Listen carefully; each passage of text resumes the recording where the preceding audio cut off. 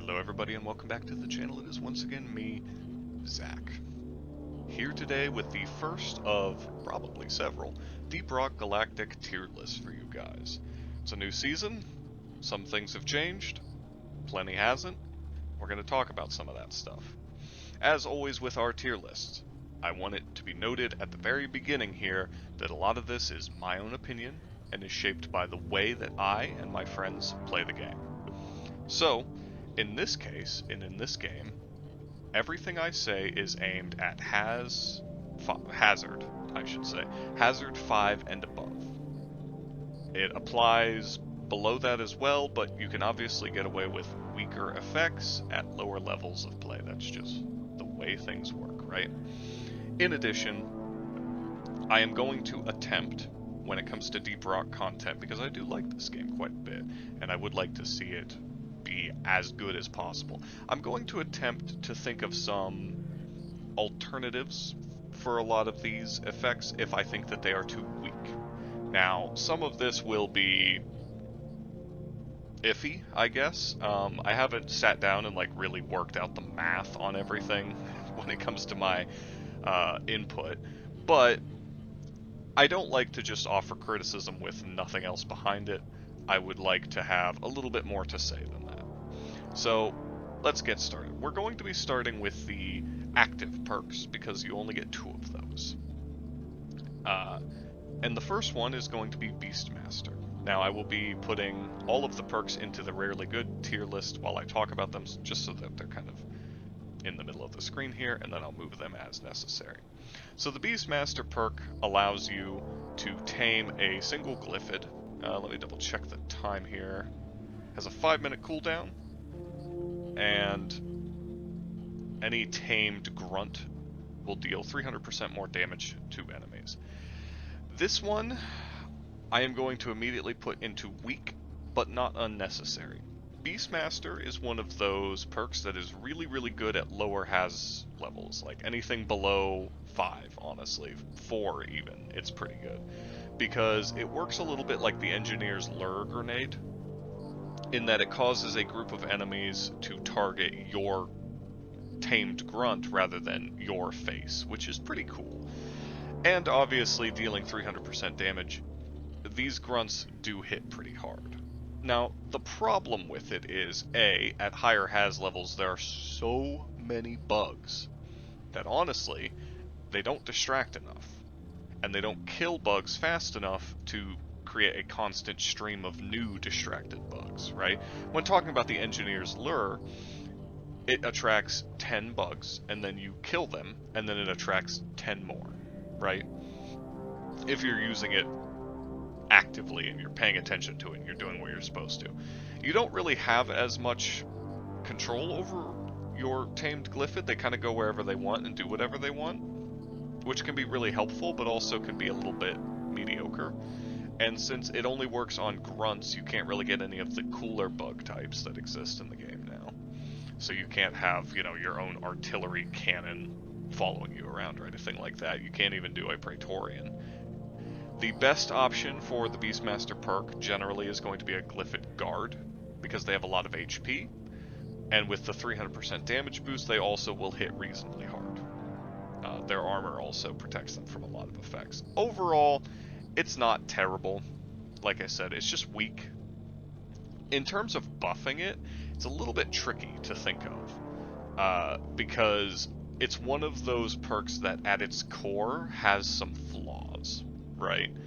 And I don't know exactly what I would do, but my ideas, the biggest one would be one of 2 things. Either allow you to have multiple tamed Glyphids, like 2 or 3 maybe at a time, or possibly give it a health boost as well when it's tamed by you. Or maybe, instead of a health boost, a regen effect, which might make it a little bit better. I'm not sure if there's anything else that you could really do with it that would be balanced. If you want a crazy imbalanced idea, I would say whenever the Glyphid attacks a bug, it should have a chance to kind of exude a burst of pheromones. similar to the Scout's Pheromone Grenade, that will cause other bugs to start fighting each other around your tamed bug. Now that, I feel, would be possibly busted, because Pheromone is one of the strongest effects in the game, but I mean, it would make the perk good. So, The next one that we're going to be talking about here is Dash. Now, I put Dash in rarely good, but let's be honest, we all kind of know that this is going in the must-pick category. At anything higher than has 3, Dash becomes a necessity for 3 out of the 4 classes of dwarves. The only class where Dash is not a 100% must-pick every time is Scout. Obviously, what Dash does is it allows you to dash. It has a 25-second cooldown when you get it to max perk level, and it breaks you out of and allows you to ignore all slowing effects while it is active. This is pretty good, and by pretty good I mean it's a must-pick. Like, you really cannot avoid taking Dash at high levels of play. Even at mid-levels of play, it's something of a necessity. Or if not a necessity, it's such a quality of life improvement for 3 out of the 4 dwarves that it's like, why wouldn't you take it, you know? In my opinion, Dash obviously does not need to be buffed at all, but I do think it needs to be rebalanced. And in my opinion, Dash should be made baseline for all dwarves. Maybe lock it behind a certain like perk level, the way that you lock the extra perk slots when you first start playing. But Dash is too good. It's so ubiquitous that not having it available to everyone, I think, is really cutting into the diversity of playstyles, which is a problem in Deep Rock of late. I think that a lot of weapons have only 1 or 2 good overclocks that everyone pushes towards, often only 1. I think that perk-wise, you really only have 2 active perks that everybody takes all the time, and passive perks, there's generally at least 1 or 2 that everyone takes forever, and all of the other ones are just kind of meh. And I don't think that's how perks should be. I think there should be a lot of variety. Making Dash a baseline effect, I definitely think would go a long way towards helping with that. In that same vein, we have the other must-pick, which is Iron Will. I don't know what to do with Iron Will, I'm not going to lie to you. Iron Will allows you to get back up after you have gone down, once per mission, basically. And once you have gotten up, once you are up and running, you are invincible. You don't take any damage. For what, 12 seconds? Yeah. You move faster, hit harder, resistant to slowdowns. It's obviously just a massive boost. Every dwarf takes this because it allows you to essentially give everybody an extra fuck up, right? If everyone goes down once in a mission, somebody can get up and get everyone else back up. If you go down 4 times in a mission, you got 4 extra lives. It doesn't matter. So, Iron Will's just really good, and again, there's really no reason to not take it. It's at higher has levels, it's not even a matter of, get good and you won't need it. It's like, you're part of a team. If you fuck up even 1 time because you thought you were too good to take Iron Will, you might cost your team a mission, And that's not quite as fun. I don't know if maybe every dwarf should get a free Iron Will usage per level. That seems a bit much. I don't really know what to do with it, honestly. I unfortunately have no idea. It feels necessary for playing the game at higher has levels for most people. Obviously, there's going to be an exceptional few who maybe don't need it, but I don't know. I have no input on it other than always take these 2 all the time. But next up, let's get back into some of the more interesting perks with Berserker. Berserker is one of those ones which I think is actually pretty close to being good, or at least pretty good.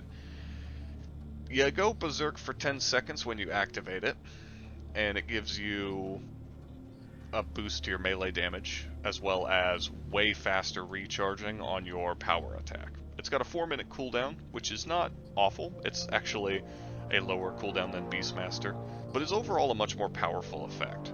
I would put Berserker in rarely good, honestly. It's not a terrible effect overall. Do I think it's good enough to take most of the time? Not really. If the cooldown was lower, it might be situationally good, but the cooldown starts at 10 minutes at the first rank of the perk, which is really bad. And even once you get it maxed out, it's still 4 minutes. 4 minutes is a pretty long time in high levels of play uh, to not have an active perk slot, right? Dash has a 25-second cooldown. Iron Will is once per mission, sure, but again, that lets you save the run. Berserker just lets you hit stuff kind of hard for a bit. It's not bad. It is definitely stronger than Beastmaster, I think, if you're going to take one of these two. It's also particularly good for Driller, who already benefits heavily from melee. I think that if melee were a more reasonable option, maybe Berserker would be good as is right now. If I were going to do anything to it at the moment, I would compare it to See You in Hell. So I'm going to pull this one up so we can kind of put them side by side. And I'll just talk about See You in Hell now as well. See You in Hell is similar to Berserker in a weird sort of way. In that, let me see here. Where is the See You in Hell? There it is. So whenever an enemy hits you with a melee attack, you get a temporary melee damage bonus. That is a passive effect tied to the active perk, which is obviously pretty good. They both beef up your melee in different ways, but the difference is that See You in Hell is doing that all the time. Whenever you get hit, Berserker only does it when you activate it. And it's kind of weird that the passive for See You in Hell fits better with Berserker. It makes more sense that a Berserker would get damage boosts when getting hit by things, and then also could activate a Berserk mode to do Berserk things, right? So that would be my stance on it. Put See You in Hell on Berserker, and then moving on to the active effect of See You in Hell. Maybe give it a different passive effect. The active is 3 times per mission. Whenever you are downed by the enemy, you can basically fart a lightning explosion, which will scare off enemies and electrocute them. It does a pretty good amount of damage. I think it's like something stupidly high. It one-shots most enemies in the game and stuff. And it's got a 1-minute cooldown, so if you go down that quickly between being using it, being rezzed, and then go down within a minute, it might be a doomed mission, dude. I don't know what to tell you at that point. Overall, what See You in Hell is good for is clearing enemies off of your body, which is kind of unnecessary, but sometimes situationally nice. It would be cool if, as a passive effect, it did something different. I mean, it's See You in Hell, so I almost feel like it should have some kind of passive fire effect tied to it. Maybe enemies that hit you have a chance of being lit on fire or something. That might be kind of cool. Or maybe it gives you a heat aura similar to the Driller, so when enemies get close to you, they start ticking up their heat percentage until they eventually burst into flames, which could be cool, especially for like Gunner, when he's kind of in the thick of it. But you don't really want an active perk whose only ability is tied to going down, right? Like, if you have a bonus that only procs when you're dead, it has to be really good, like Iron Will, which saves the mission, versus See You in Hell, which makes it slightly easier for your teammates to get you back up. But if they're being swarmed at all times by Has 5 level swarms, it might not be enough outright, which makes it kind of mediocre. But I will actually say See You in Hell is a little bit better than Berserker as is, because the passive bonus is actually pretty nice for Gunner or Driller to have. You know, again, these are people who are going to be getting hit a lot. It doesn't compete with these two, but for a while, my friend who plays a lot of Driller did run See You in Hell on Driller alongside Iron Will and just accepted the loss of movement abilities. But of course, once he started using Dash, it was impossible to go back to See You in Hell, pretty much. And that is a bummer, because it's an interesting concept. So, by and large, I think these two are pretty salvageable, but are both kind of in a bad spot currently. Next up, let's talk about hover boots. Now, I am a famous hover boot hater. I think hover boots are a crutch, and that you shouldn't use them. This is something of a controversial take. So, talking about hover boots a little bit openly, with an open mind, a fair mind, one might even say. It lets you hover in midair for 3.5 seconds. It has a 75-second cooldown, so it's not super long. It's pretty bad. I feel like this perk should actually just be removed from the game, now that hover boots are an item that exists. I mean, they're not consistent, but they are an item that exists. I don't see the point in having this anymore. Essentially, what this lets you do is, if you're a scout and you grapple to the ceiling, it lets you save yourself from the death that you earned for yourself, which I guess is fine to an extent. It's a decent kind of training wheels thing, but it just doesn't do enough. I'm putting it in unnecessary. I will offer a suggestion to possibly help fix it, but by and large, I think hover boots as is can just be removed. Honestly, I believe there used to be a double jump perk that existed at one point. I say replace hover boots with that, because it would have the same effect of saving scouts while also giving all the other dwarves a pretty cool mobility tool, frankly. Even if it had a decently long cooldown, I think that would be kind of interesting. But if you wanted my advice on how to fix it, allow people to move a little bit while hovering. Maybe make it work like actual hover boots, but for a very limited amount of time. I say buff it up to at least 5 seconds, and then go from there. Maybe even lower the cooldown on them so that they're more effective. At that point, it starts to feel like they'd almost be a must-take, because they would boost the mobility of classes like Driller and Gunner so much. And those classes really could use the help in that department. So, moving on, let's talk about Field Medic. Field Medic is one of my favorite active perks that I don't run very often, but that I have a deep appreciation for. I used to use it a lot, back when we first started playing. It has a passive and an active, which I think is always the sign of a pretty healthy perk. You revive teammates 30% faster, and whenever you revive a teammate, or help revive a teammate, all enemies around their body flee automatically. That's pretty good. That buys you a little bit of breathing room. In addition, once per mission, you can instantly bring a fallen teammate back to life. So we're just going to put this in situationally good for a couple reasons, right? One, it has a lightweight version of Iron Will. Rather than being able to get up yourself to do things, you can instantly res a teammate, which is a little bit more situational than Iron Will, because sometimes you are the teammate that is downed, and the team cannot insta-res you. But it's still quite good, okay? It's still very powerful to be able to just bring somebody back from the dead. In point of fact, I'm going to try and order these, and I'm going to say Field Medic is stronger than See You in Hell. I think See You in Hell is kind of at the bottom of situationally good. Field Medic is at the top. I run Field Medic on my scout builds pretty consistently, unless it's a solo scout, in which case, obviously, I'm not going to take a bit. But if I were to improve Field Medic, I think the biggest improvement for this perk is making Dash baseline so that people have a reason to take Field Medic alongside Iron Will, because that's a really strong combo. You can get up, heal yourself, and then instantly insta-raise somebody else so you're no longer alone. Right? Very strong stuff. But if I had to buff Field Medic itself directly, I think you could maybe work in a little bit of extra healing when you res somebody.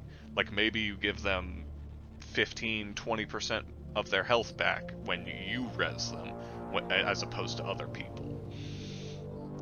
I don't know. Maybe you could make it so that when you activate the once per mission bonus, it gets them back up at full health, and they're just like set, ready to go, completely fine. Maybe. Like, those are cool ideas. Would they be too good? Maybe. I don't know. Next up, we have Heightened Senses. Heightened Senses is one that I consider to be a decent perk, but this is another one I think is kind of unnecessary. I'm not going to lie to you. I'm not going to put it in the unnecessary tier, because I don't think it actually deserves that. I just think that Heightened Senses is kind of a crutch some of the time. But that being said, the way that it works is, whenever you're about to be grabbed by an enemy, regardless of what enemy it is, you get a warning on your screen, which makes it very obvious, right? In addition, a couple times per mission, I think it's twice, you can escape being grabbed and instantly kill your captor, with the exception of the Nemesis. If he grabs you, you break free, but you do not kill the Nemesis instantly, although that would have been very funny had they made it work that way. I would say Heightened Senses is rarely good, but I will put it above Berserker, because I think if you're playing solo and you're playing without Bosco, which is, I know, a very narrow effectiveness band, but like, it is good in that situation, because otherwise, yeah, a Cave Leech will end your run. GG, no re, and such.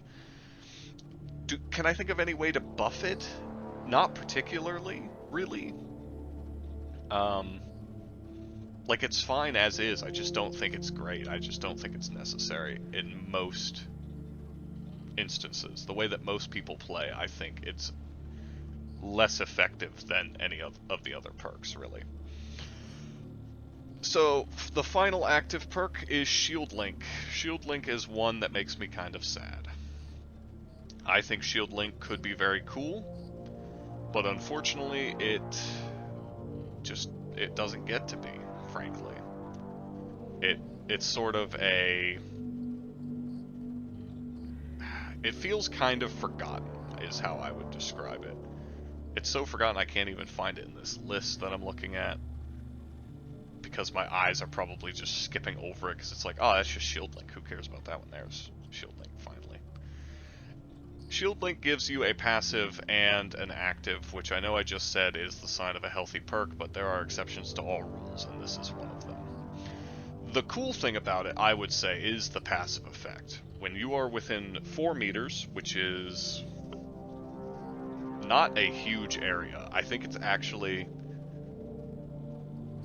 Is that smaller than a platform? Oh my god, I'm gonna look that up, actually. Whenever you're within 4 meters of one of your teammates, it gives you a 50% increase to the speed at which your shield regens, which is pretty cool. In addition, you can activate this perk to overcharge a teammate's shield to 300% for 30 seconds. It has a 2-minute cooldown, which is also okay. However, it has some problems. One, shields are not all that strong in this game. They actually just added in an enemy that nerfs this a little bit, which is kind of funny, by being able to just turn your shield off. And it doesn't seem like 300% goes very far, to be honest with you. It's not the worst thing ever, but it's not great, is how I will describe it. I ran it for a while towards the beginning of playing Deep Rock, and I didn't hate it, but I am going to put it in weak. And I actually think I'm going to put it below Beastmaster. It's not great. Alright guys, well I tried to look up the exact size of the engineers' platforms to see if Shield Link is actually smaller. I could not find it. I'm not going to spend all day looking. If you guys know, let me know down in the comments. I know I've heard it somewhere. Can't remember. I don't think Shield Link is smaller than the platform. But my main point is that Shield Link is just too weak right now. I don't think it needs to be changed massively. I think it just needs to be buffed a little bit, and maybe it will be useful. But let's move on to the passive perks now, starting with Bone Ready. Born Ready is one of my favorite passive perks. I really like using this one. I play a lot of Engineer, it's kind of my main, but I also enjoy using it on certain Driller builds, certain Gunner builds, and most Scout builds. So I'm going to say Born Ready. I guess I should tell you what it does before I tell you where it's going to go. Yeah, that makes sense. Whenever your weapons are unequipped, after 5 seconds, they automatically reload for you. It's basically just a quality of life thing. Just helps save you time and helps maintain momentum, especially on classes like Gunner and Driller. They don't have a ton of weapons that necessarily need to be reloaded all the time. But when they do, for instance, on the Gunner, you have the Hurricane and the Autocannon, which both require several seconds to reload their primaries. And you have weapons like the Bulldog and the Arms Coil Gun, which you don't use all that often. You kind of just pull them out, shoot them a couple times, put them away, go back to using your primary. So what you want is to be able to put them away and know that when you bring them back out, they are going to be reloaded. I would say that for most builds, this is a must pick. But there are plenty of builds that really don't need it, so I am going to put it in situationally good, but just understand that for the passive perks, it is here. It is between these two tiers. Because who buddy is it nice to have? There's really nothing else to talk about with it, though. I think it's fine as is. I don't really think it needs to do anything else crazy. So, moving on to the next one. Deep Pockets. Deep Pockets is one of those perks that kind of gets a bad rap by a lot of people, but is actually a bit better than maybe it seems. All it lets you do is carry 15 more of every mineral in your inventory at the time. This is, I think, a decent one. I'm just going to put it into situationally good. I run this on a lot of my Scout builds, simply because when I'm playing Scout, I only mine. I'm not there to kill bugs anymore. I'm there to... You know what, actually, I will put this in rarely good. Because I think it's mostly good on Scout builds. Because I am just there to collect rocks and complete the mission. I don't think it's all that good on anyone else. I don't think it's weak. Being able to carry 15 more minerals is actually kind of nice. It adds up over the course of a mission when you are fully dedicating to mining whole veins, and keeps you from having to make multiple trips back and forth sometimes. I don't think anyone except Scouts should take it, which is why I moved it down. Because I do just kind of think that rarely good is where it belongs. Next up, Elemental Insulation. Elemental Insulation is another one of my preferred perks. I like a lot of the passive perks, even the ones that aren't that great. I think Elemental Insulation is one of my favorites, though. It's 30% resistance to all elemental damage. Pretty much immediately, I think I'm just going to put this in situationally good. This perk is interesting because one thing that I don't believe a whole lot of people talk about, especially not in tier lists like this, is that the resistance to damage you get, which is 30% resistance to all elemental damage, okay? That applies as well to heat and cold effects, meaning that in Glacial Strata, it will help keep you from freezing as quickly, and in Magma Core, you won't catch on fire as fast. It's not just resisting that damage type, it's resisting that damage tick, essentially, which I think is pretty good. Now, it is only 30%, which isn't anything crazy, though that does raise your resistance to 80% for Drillers, they get 80% resistance to fire with this perk equipped, I believe. With engineers, it's poison. I don't think it works on Gunner because he's resistant to explosions, and Scout, who's resistant to fall damage. But it's pretty good in several biomes. Glacial Strata because of all the ice and glaciers. Magma Core because of all the magma. Duh. And Fungus Bogs because of all the poison. It's a little bit... I guess it's kind of cool in the... I can't remember the name of it now. God. It's kind of good in the crystalline caverns, because of the shocky crystals, which are a pain. And you do get like poison effects and stuff in some of the other areas. It's overall, it's biome specific. It's really, really good in some biomes. It's pretty much worthless in others. And honestly, if you're confident in your movement, or you're playing Scout, something like that, you really don't need to worry about it. If you're a driller going into Magma Core, you don't need to take this. If you're engineer going into Fungus Bogs, you don't need this. This is nice for Gunner because it rounds out his resilience in general, allows him to be a little bit tankier, which I like quite a bit. But by and large, you just don't really need it. Outside of very specific biomes where enemies exist, or not even enemies, but hazards exist that amplify the effectiveness of it. Next up, we have Friendly. Friendly is unnecessary. What it does is it reduces the damage of friendly fire by 50%. Don't shoot your teammates. The end. It just doesn't matter, frankly. Once you get pretty good at the game and your positioning's on point, you're not going to get hit a whole lot by your team, and if you are, maybe you should think that you're in the wrong place, or maybe you should have a talk with your team about not aiming directly at you instead of the bugs. Speaking of unnecessary perks, we have, of course, the strongest perk in the game. It's a bug thing. This is the meme perk. I don't think that any changes should be made to it. I think it should remain as a meme perk. It blows up loot bugs that are within 5 meters of you. That's it. Down it goes. It's great. As every game needs a perk or a character or a weapon or a class that exists to be harder than the other ones, right? That exists to just be a dead end.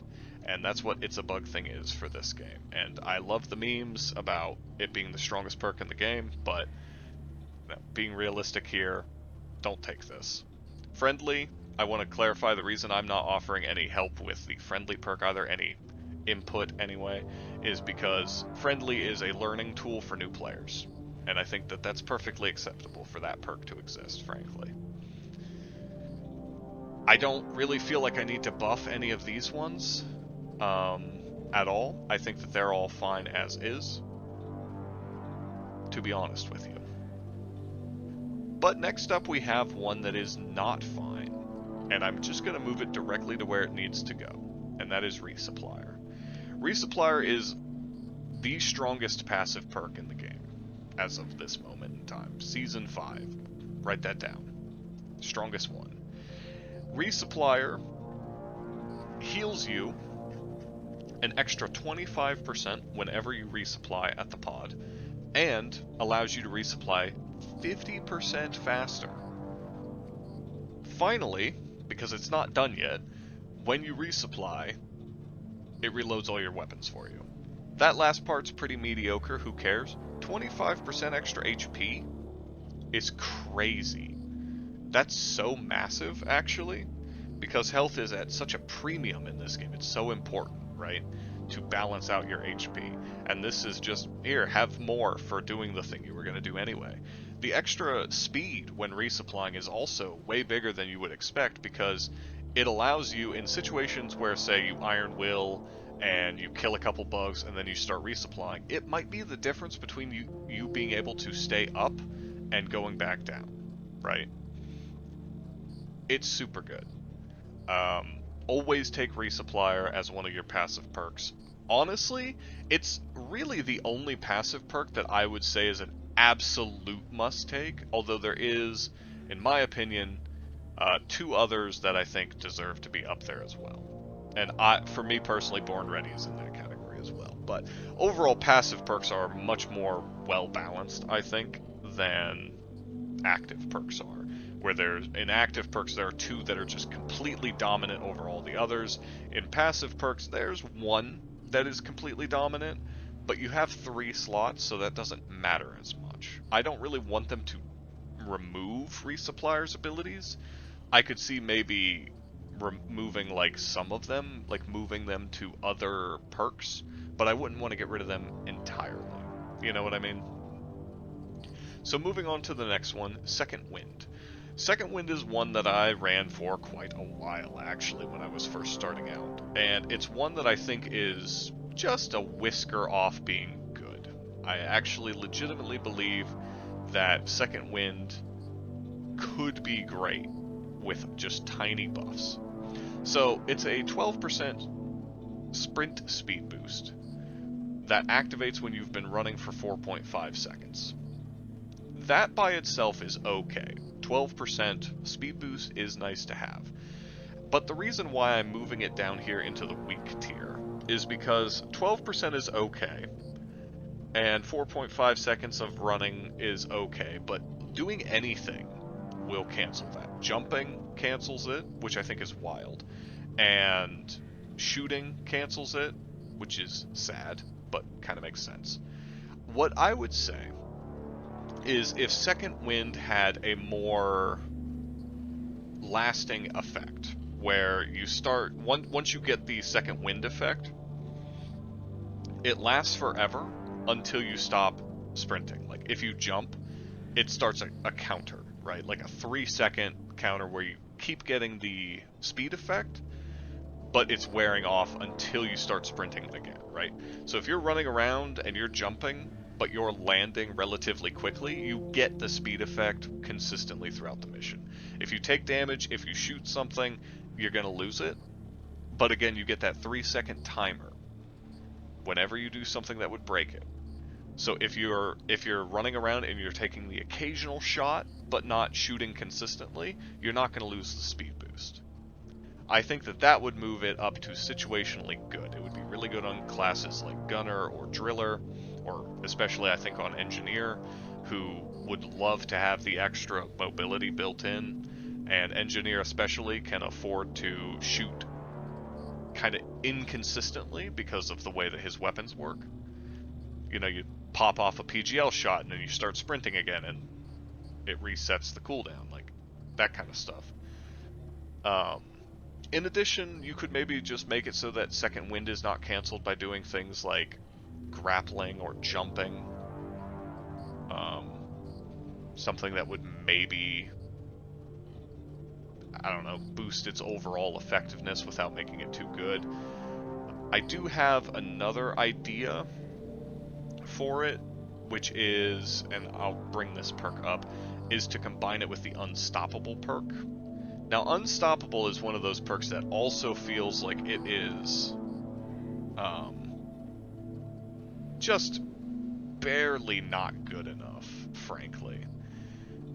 If I scroll down here to the final tier of Unstoppable, it reduces elemental slowdown effects by 50%, and you move 25% faster while carrying heavy objects. If you were to take Second Wind and attach it to Unstoppable, it would probably be a must pick. But if you were to kind of move some of these abilities a little bit back and forth between each other, maybe, I don't know. I personally like them being separate, and I think that boosting Second Wind's numbers would be my play. You know, having it linger after it wears off is probably the best idea that I had. I don't know if it would make it too good. I don't think so. It's only a 12% move speed increase. It's not anything too crazy.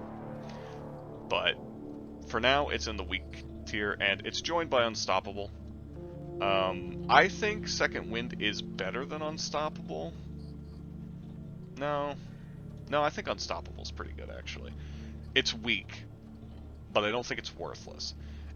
Like I said, it reduces the effectiveness of environmental slowdowns by 50%, so that's, the slow goo in the fungus bogs. I think it would work on, like, glacial strata, ice vents, or blizzards, things like that. I'm pretty sure it works on sandstorms as well.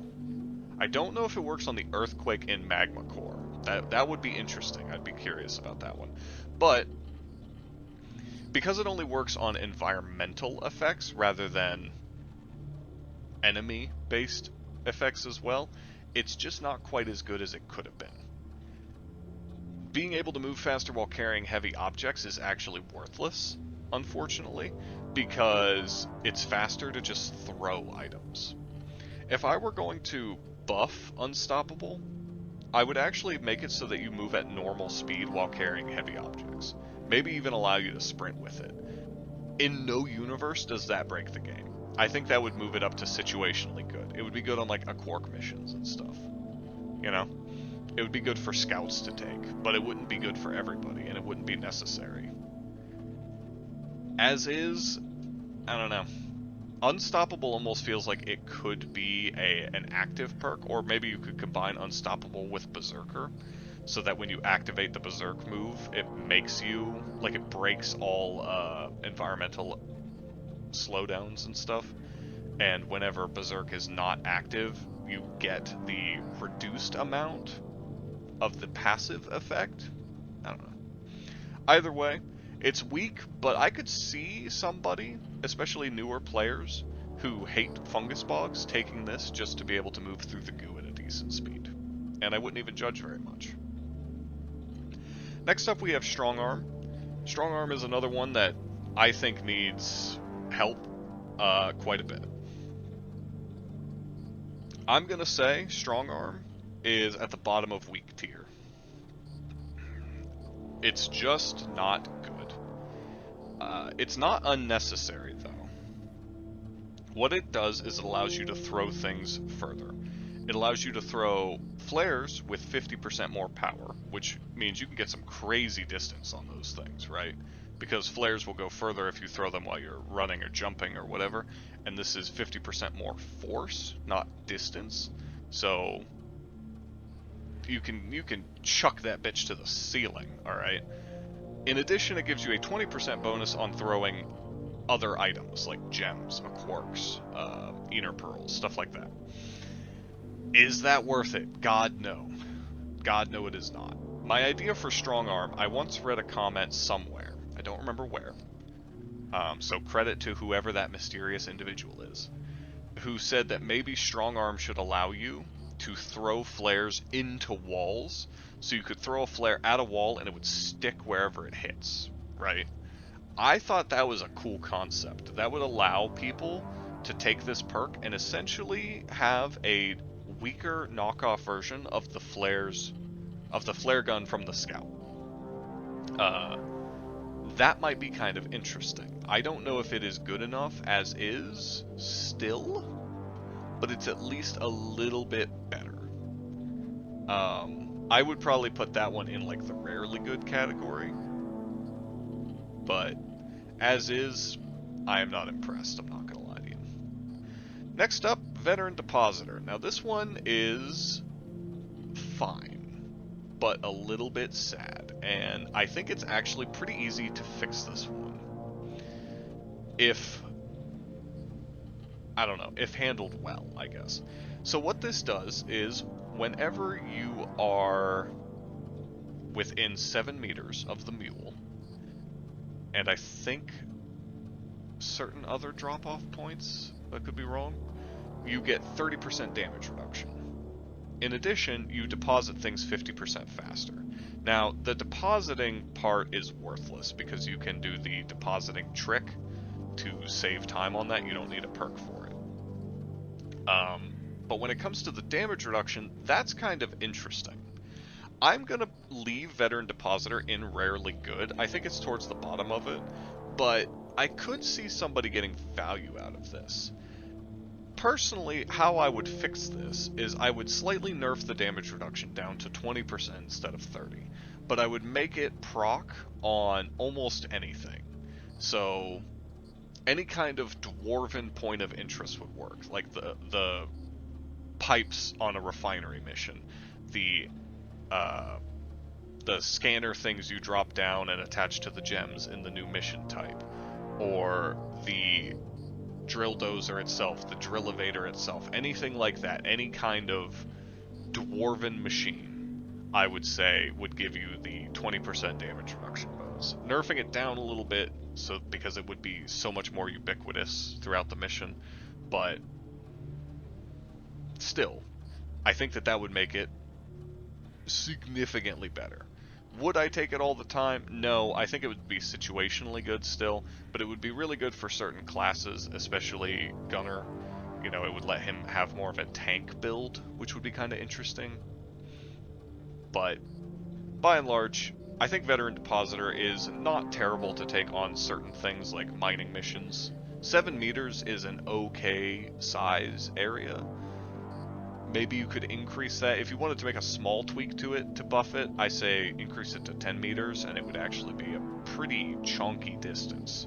As is, it's still okay. It's rarely good, only because there's so many better options, but it's, you could take it, and I wouldn't think you're trolling.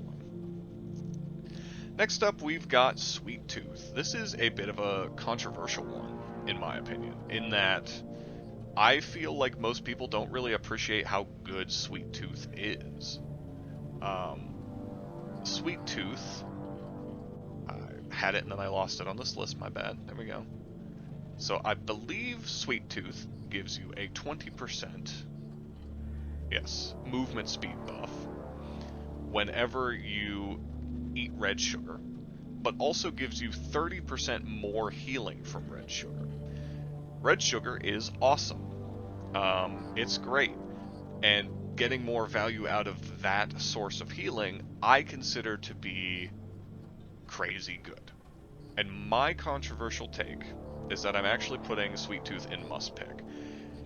My reason for this is that there are whole driller builds that don't need Born Ready, that don't care about elemental insulation, and that don't need one of the 2 remaining perks that I haven't talked about yet. So that would leave you with what? Resupplier, Sweet Tooth, and then Vampire for the driller.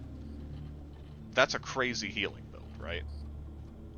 As Scout, I almost always run Sweet Tooth because I often will prefer to go off on my own and find some red sugar to heal myself up rather than, you know, taking an extra resupply.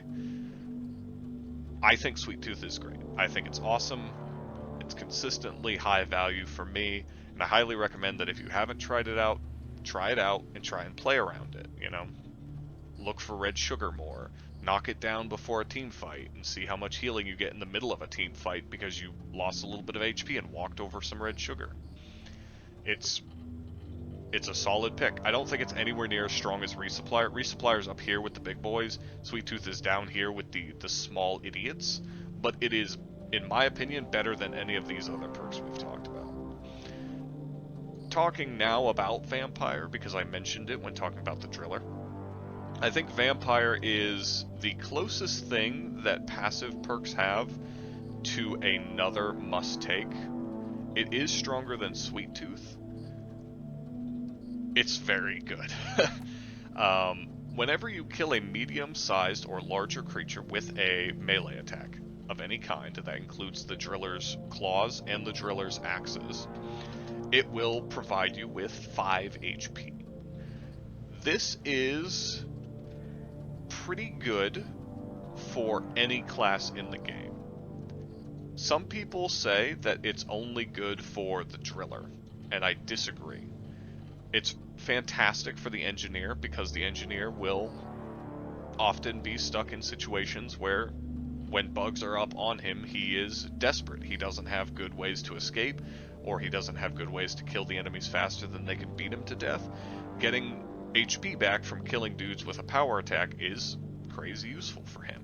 In a similar way, the Gunner can hide in his big AoE shield and kill bugs that walk up to the edge of it, get a little bit of HP back.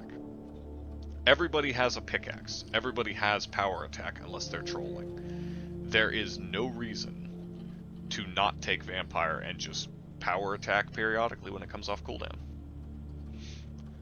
With the cooldown, what is it? It's a 20-second? Yeah. With the cooldown reduction modifier at tier 2 of your pickaxe, power attack has a 20-second cooldown, which means every 20 seconds you can be getting 5 HP. You know, in a 10-minute mission, how much is that? You're looking at like hundreds of HP back. I'm not going to do the exact math because you're not going to be power attacking every 20 seconds, but let's just say generously, not generously, we'll lowball it and say you only power attack 10 times in an entire mission. That is 50 extra HP that you do not need to get from Sweet Tooth, that you do not need to get from Resupplier, that you do not need to get from the resupply itself. Awesome stuff. Vampire is good on everybody. Yes, it is best on Driller. For Driller, it is as good as Dash or Iron Will for passive slots, but I can't stress this enough, it's good on everybody. I've seen people put Vampire in like lower tiers because it's only good on Driller. It ain't. It's good on everyone. Always take it. It's so fantastic. Any way of getting HP back or getting more HP out of things that you are already going to be doing is so massive. And this is the one that rewards you for killing things, which is extra dwarfy. The final perk in the game currently, as of 2024 Season 5, is Thorns. Thorns is another one that is, I think, in a perfectly reasonable spot right now. I don't feel like I need to tweak it at all. I think it just is fine the way that it works. Anytime an enemy hits you in melee, it will take 24 damage. This is enough to one-shot swarmers on, I'm pretty sure, any difficulty. Maybe on like Has 6 or above, it's different. But certainly on Has 5, it insta-kills anything. It is worth noting that it has kind of a cooldown, which, you know, I'm double checking here, is, I believe, according to the wiki, 0.75 seconds. So if three little swarmers hit you at once, only one of them will die, and another one cannot die until the next round of attacks, basically. And the wiki also does confirm that this will one-shot swarmers, Nadocyte hatchlings, and Nadocyte shockers, but it won't trigger on attacks from cave leeches. Go figure. So, I'm going to put this up in situationally good. It's solid to have on several builds. I have in the past really enjoyed it on the Engineer, because again, the Engineer needs a little bit of that extra defensive boost, right? He needs a little bit of help when enemies run up on him. He doesn't like them being that close. It's also good on the Gunner when you are running builds like minigun builds, really, just in general, because they're kind of bad at taking out the bebes, and being able to just kill them by existing is cool. It's okay on Scout. I think Scout has better options because you can escape from the babies so quickly, but some of the Scout's weapons are not great at killing the babies, so I can understand why you would take it if you do. And Driller, I think, needs it the least, because Driller excels at killing babies. It's sort of his whole deal. So, yeah. Overall, it's decent. It's okay against things that are not babies, obviously. You know, grunts and stuff will still take damage. The damage is untyped, so it ignores any resistances as well as vulnerabilities that the enemy might have. But overall, I don't think that the Driller needs it as much, because the main boost that it gives is killing babies. Overall, at this point in my playtime, I do consider it to be the weakest thing in situationally good, or at least the weakest passive perk. I think it's stronger than See You in Hell, but it's weaker than everything else in this tier, because if you're playing well, you might not need it. Even on Engineer, I will often just run baby swarms back into my turrets and let them do the work. So yeah, it saves me ammo in that case, but it's a little bit less risky than taking hits at all. You know what I mean? Overall, this is the tier list. This is what it looks like. This is where I think all of the perks are at in the game currently. I tried to offer some helpful suggestions. I admit some of them would probably not work very well. Some of them are too much.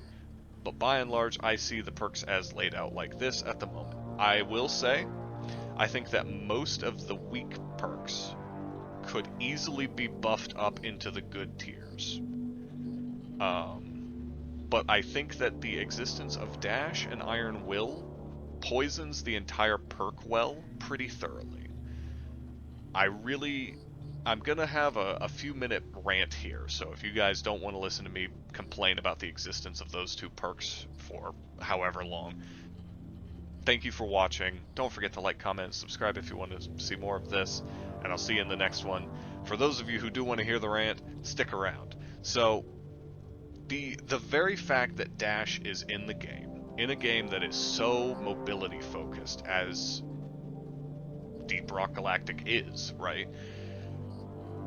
The fact that it's there just means you have to take it, right? You're either trolling or you are purposefully and knowingly gimping yourself by not taking it. And that's fine if that's what you want to do. I'm not here to judge your playstyle if you don't take Dash or whatever. No hate towards you. All of my hate is directed at the perk because it is fun, right? That's the thing. Dash is fun and it's overpowered. So removing it is not an option. It makes certain classes feel better at higher levels, right? When you're playing Driller, Gunner, and Engineer at Has 5 and above, and a bunch of bugs just burst out of a corner and start eating your ass, it's nice to be able to just smash the dash button and get away, right? There's no denying that.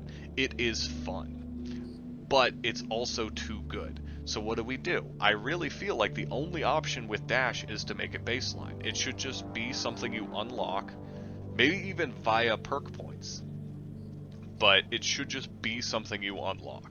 Adding an extra active perk doesn't help things, because then it's still just these two and one other. I would like to see active perks be as diverse as passive perks, because, you know, when I was talking about this, like, I'm taking passive perks all the way down to here. Sometimes I take Deep Pocket on a bunch of scout builds. I don't take either of these two, and you know, I mean, I know one person who takes Beastmaster, but you know, he's got 1/10 of my hours in this game, and just thinks that Steve is cool, and that's fair. I like Steve as well, but being honest, like, most people don't even look past Field Medic. Like, Field Medic is the last good active perk that people give a shit about. And that's sad, because some of these other ones, like See You in Hell or Berserker, are good. They're just not nearly good enough. And I think Heightened Senses is boring, but I understand why it's valuable. So, like, it's not even the fault of these a lot of the time. Like, these four here, especially, are all perfectly viable to take and are perfectly decent in their own ways, right? I would even argue Beastmaster and Shieldling could be taken. They are a little bit weak in their current form, but with small number tweaks, they'd both be fine. Frankly, they'd both be great. But when it comes to the decision that you make, there's only 2 slots and these 2 exist, so what are you going to do? What do we do with Iron Will? I don't even know. You can't get rid of it. It's ingrained in the DNA of DRG at this point. Everybody goes down and one person gets up and tries to clutch out a win is so fun, and it's so good for the game. I don't want them to remove it. I want them to do something else. I don't know what to do about Iron Will. I make Dash baseline. I say make Iron Will baseline. That is probably controversial. But I think if every dwarf got 1 free life, you know, you could even... Here's what you do, alright? You go into the armor tab, alright, which has a bunch of mods that are just worthless or don't matter or whatever else. You go in there, and you add Iron Will as the final... Like, you add a 5th tier to the armor, and it's Iron Will. Once per mission, your armor gives you an electroshock and lets you come back to life for a few minutes or a few seconds, you know what I mean. And It just functions like Iron Will. Tie it to the armor if you have to. You could even do that with dash, right? I don't know where you'd put it necessarily, but you could make dash into a similar thing where it's an armor upgrade. So it's still locked to new players. They still have to learn some basic movement and positioning mechanics on their own, but give them the option to unlock it eventually, right? I don't know. That's my take on it. That's my 5-minute rant on the existence of these two perks. I know it's largely incoherent, but it feels like a very obvious problem that would not be super difficult to change, that the DRG team could do while still working on their other games without it taking a ton of manpower or anything. Just have one intern look over the perk tree and make some tweaks, you know? Hit the button that makes dash a baseline ability. We already have too many perk points. You end up with like 200-ish extra perk points that don't do anything. So clearly perks need a little bit of an overhaul, but they're not terrible, and I don't think that very many of them need to go away. In fact, I only think hover boots needs to go away, and even that I think could be salvaged. So I hope that this has come off as more constructive than ranty through most of this, because I was trying to be positive, I guess. Either way, rant over, tier list over. Thank you guys for tuning in. Thank you for watching. Next up, I think I'm going to be doing a weapon tier list, so stay tuned for that. If that's something you think you would enjoy. And if you have enjoyed this video, like I said earlier, like, comment, subscribe, all that fun stuff. Really helps the channel. We're growing pretty well. It's exciting. We hit 30,000 views not that long ago. Thank you guys so much. But hey, until next time, peace.